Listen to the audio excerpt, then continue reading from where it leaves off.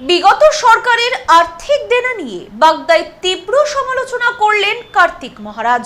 এদিন একটি ধর্মীয় অনুষ্ঠানে যোগ দেন তিনি। রাজ্য সরকারের ক্রমবর্ধমান আর্থিক দেনা এবং প্রশাসনিক দৃষ্টিভঙ্গি নিয়ে তীব্র সমালোচনা করলেন ভারত সেবাশ্রম সংঘের প্রবীণ সন্ন্যাসী স্বামী প্রদীপ্তানন্দ মহারাজ, যিনি কার্তিক মহারাজ নামে বেশি পরিচিত।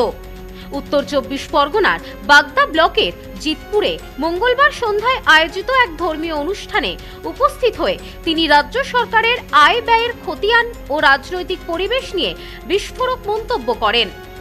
মঞ্চে বক্তব্য রাখতে গিয়ে প্রদীপ্তানন্দ মহারাজ সরাসরি মমতা বন্দ্যোপাধ্যায়ের নাম না করে কটাক্ষের সুরে মন্তব্য করেন।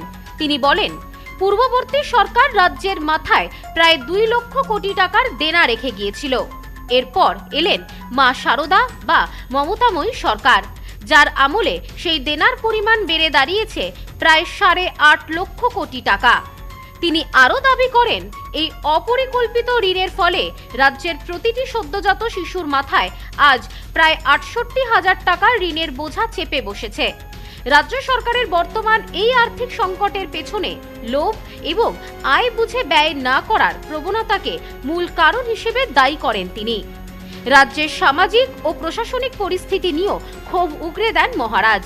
স্কুলের আশেপাশে মদের দোকান ও বিধায়কদের ভাতা বৃদ্ধি প্রসঙ্গে প্রশ্ন তুলে তিনি বলেন, কোনো দলের জনপ্রতিনিধি নিজেদের বেতন বা ভাতা কমানোর কথা বলেন না।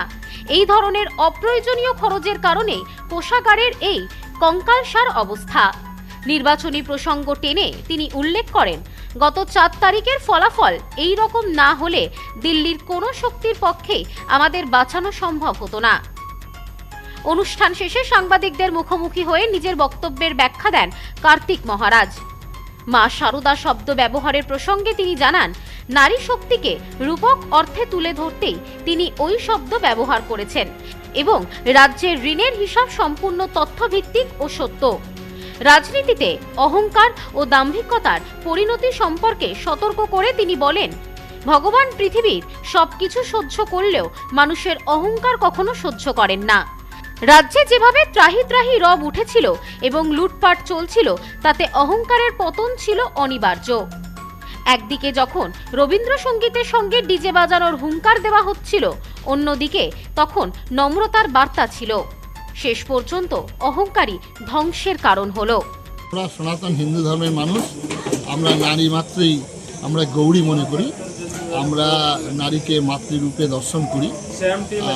তার জন্যই আমি মা শারদা যেমন ছিলেন, তিনি শারদারূপী আমাদের মায়েরা যারা আছেন, এনার দুর্গার মূর্তি স্বরূপ, এরা মা কালীর অংশ স্বরূপিণী, এনারাই মা লক্ষ্মী, এনারাই মা সরস্বতী। এটা তো আমাদের সাধারণ মানুষ, আমরা তো সেটা ভুক্তভোগী।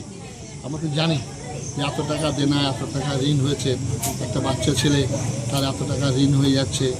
এটা তো আমাদের সমাজ জীবনে চলার পথে যারা আয় বুঝে ব্যয় করার ক্ষেত্রে এটা উদাহরণ দেওয়া হয়েছে। এখানে একটা মানুষ এখানে বলছেন ডিজে বাজবে রবীন্দ্রসঙ্গীতের সঙ্গে, আর একটা মানুষ বলছেন আমার মাথা নত করে দাও হয়ে তোমার চরণ ধুলা করো। এটাই হচ্ছে কথা। ভগবান সব সহ্য করতে পারেন, কখনো অহংকার সহ্য করতে পারেন। ব্যুরো রিপোর্ট, নিউজ নোম্যান্সল্যান্ড, বাগদা। নেউপিসি জুয়েলার্স, সম্পর্ক গড়ে দেয়। বনগাঁতে আমাদের 3টি শোরুম প্রতিদিনই খোলা। নেউপিসি জুয়েলার্স, বনগাঁ বাটার মোড়। নেউপিসি জুয়েলার্স ব্রাঞ্চ, কুমুদিনী স্কুলের বিপরীতে। নেউপিসি জুয়েলার্স বিউটি, মতিগঞ্জ, হাটখোলা। আমাদের এখানে সোনা কিনুন পেপারের দামে।